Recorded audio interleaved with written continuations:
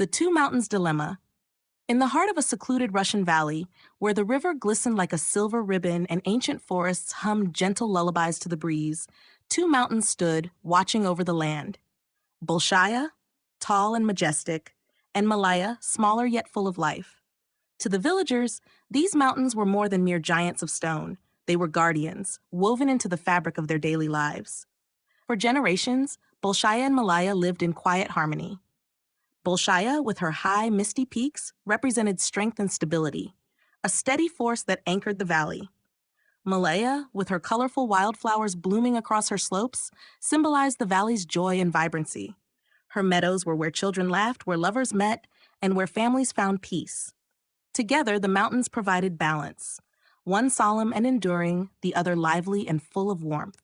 But as time passed, a quiet yearning began to grow in the hearts of both mountains. Bolshaya, proud and solitary, began to feel the weight of her loneliness. She longed for the warmth of connection, the laughter and joy that filled the valley below.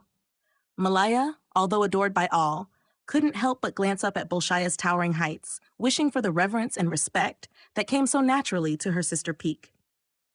One stormy evening, when the sky was alive with thunder and rain fell like tears from the heavens, a young villager named Sasha found himself drawn to the space between the two mountains. As he climbed higher, the wind howling around him, he heard something unexpected. Voices, soft but unmistakable.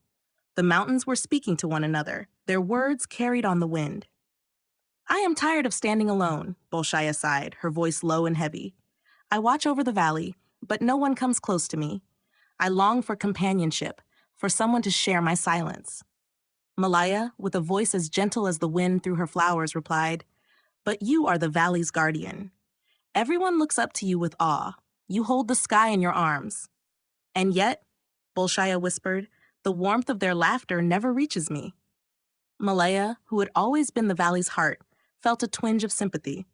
"Perhaps we've been looking at things all wrong," she said softly. "Maybe, instead of wishing for what the other has, we should try to understand each other."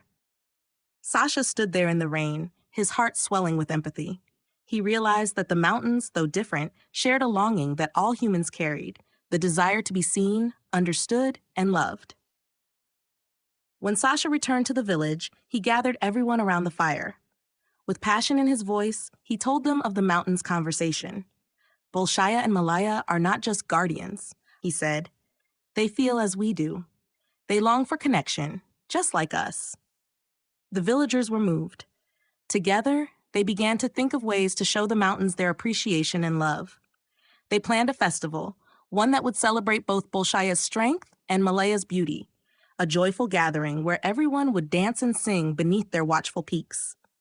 They also decided to build a path connecting the two mountains, a gesture of unity, a way for the villagers to walk between them, to bring laughter and warmth to Bolshaya and to honor the spirit of Malaya.